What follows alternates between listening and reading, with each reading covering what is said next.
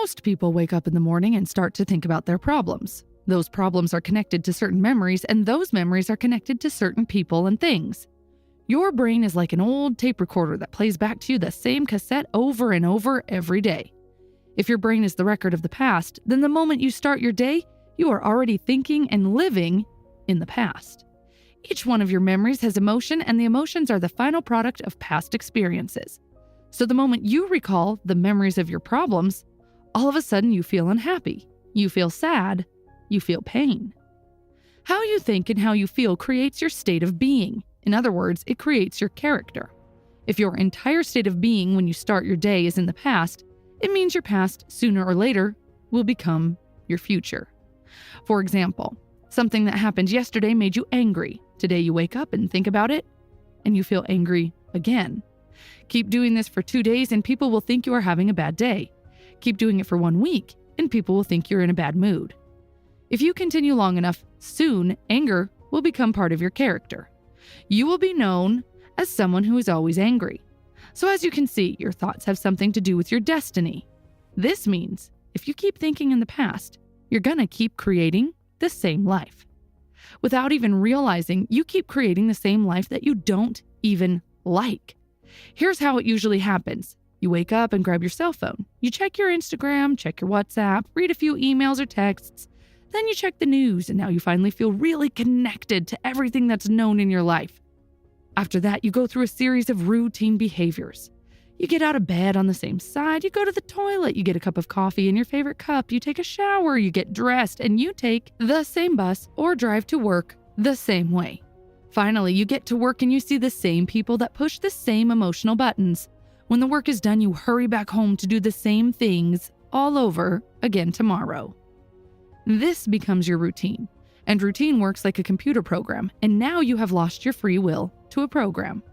It is no longer you who runs the show, but the subconscious program. 95% of who we are by the time we're 35 years old is a memorized set of behaviors, emotional reactions, unconscious habits, hardwired attitudes, beliefs, and perceptions that function like a program. So then you can say, with your 5% conscious mind, I want to be healthy, I want to be happy, I want to be free. But the body is run by a different program. You are putting the 5% conscious mind against the subconscious mind, which is 95%. This is like putting an average skinny guy against an Olympic-level power lifter in a weightlifting competition. No wonder you can't make changes and end up going back to the old program and creating the same life. So then how do you begin to make changes? Well, you have to get beyond the analytical mind, because what separates the conscious mind from the subconscious mind is the analytical mind. And that's where meditation comes in. Through the practice of meditation, you can learn how to change your brainwaves and slow them down.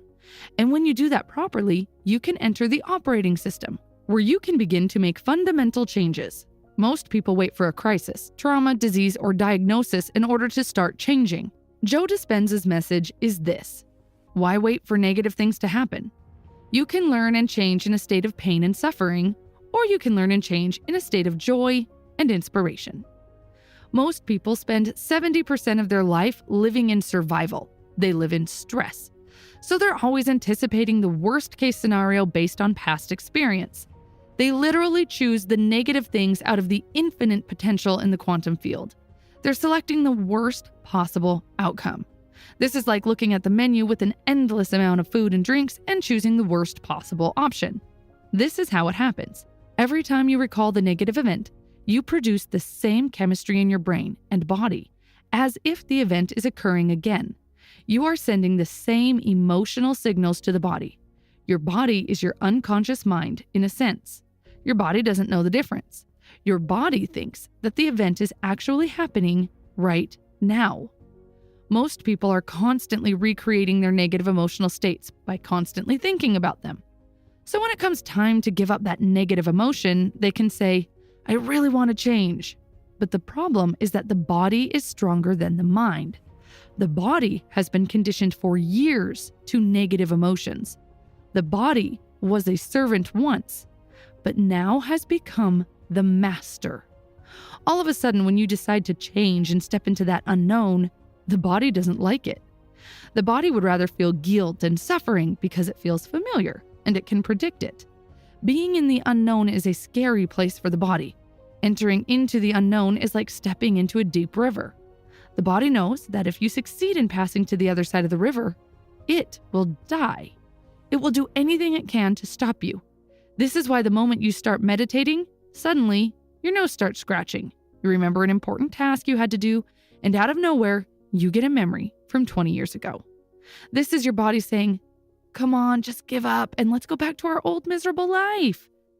The body has a lot of tools, and it will use every single one of them to stop you from entering the unknown. The unknown is the best place to create your future. And the easiest way to enter the unknown is through meditation. Once you are in a deep meditative state, you can start creating your future. What kind of new life do you want? What behaviors do you want to demonstrate? What kind of person do you want to be? The act of mentally closing your eyes and rehearsing the things or behaviors you want in your life is the best way to create your future. If you're truly present, the brain does not know the difference between imagination and real life experience. Through the act of imagination, you are installing the software programs of your future life. Now your brain is no longer a record of the past. It's a map to the future. And if you keep doing it, who knows? You may just start acting like a happy person. The hardest part is to teach your body emotionally what the future will feel like ahead of the actual experience. Simply imagining it isn't enough. You need to emotionally feel it in your body. If thoughts are the language of the brain, feelings are the language of the body. It is through feelings and emotions your body understands what your mind is telling you. If you don't feel anything, then it means your body isn't receiving the signal. It's like in your room, the internet modem is working, but you can't connect because you've turned off the Wi-Fi on your phone. The moment you start feeling the emotions of your thoughts, you are connected to the internet, and you can now start downloading your future life. And you know what this means? This means you no longer need to wait for your success to happen in order to feel successful. You don't need to wait for wealth to feel abundant. You don't need to wait for your new relationship to feel love. According to the quantum model of reality, the moment you start feeling abundant and worthy, you are generating wealth. The moment you start to feel it, you're beginning to step toward your future. Now, this means you are becoming the creator of your future.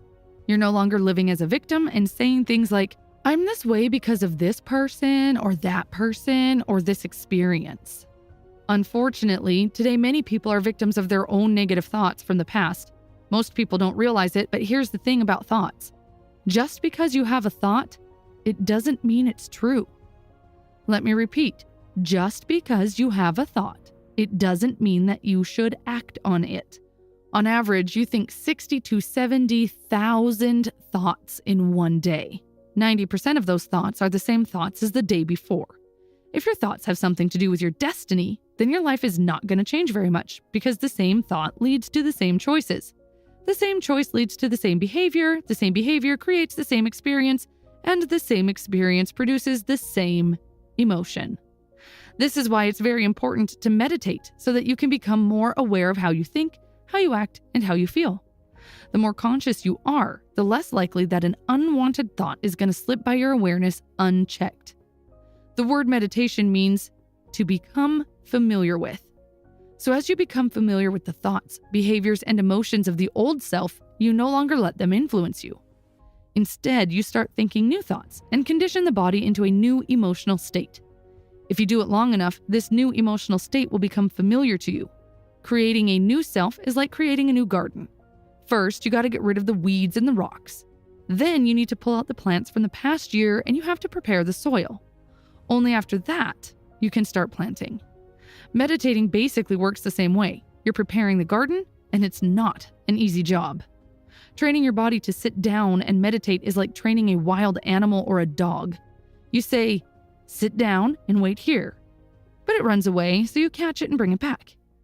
But of course, it runs away again, and you have to catch it and bring it back again. The moment you start a meditation, the body says, "Hey, it's 8 o'clock. You normally read emails and get angry around this time. But here you are sitting and doing nothing. You're off schedule. What is going on? For years, we have been angry together around this time, but all of a sudden you're going to change just like that. So the body starts sending signals. The body is basically looking for that predictable chemical state, and it doesn't care that it's a toxic state. Every time you become aware of what your body is doing and bring attention to the present moment, you're telling the body it's no longer the mind and you are the mind. And now your will is getting greater than the program. And if you keep doing this over and over again, just like a trained dog, the body will sit down and obey. The moment the body surrenders, there's a liberation of energy. You go from particle to wave, from matter to energy, and you free yourself from the chains of those emotions that keep you in the familiar past. If you do this for just 7 days, you will already start seeing differences in your life. You will start catching yourself more often and avoid going back to the old unhappy self. Of course, you need to repeat this process long enough until your future reality becomes your current reality. Hope it was a useful video. Thanks for watching and have a great day.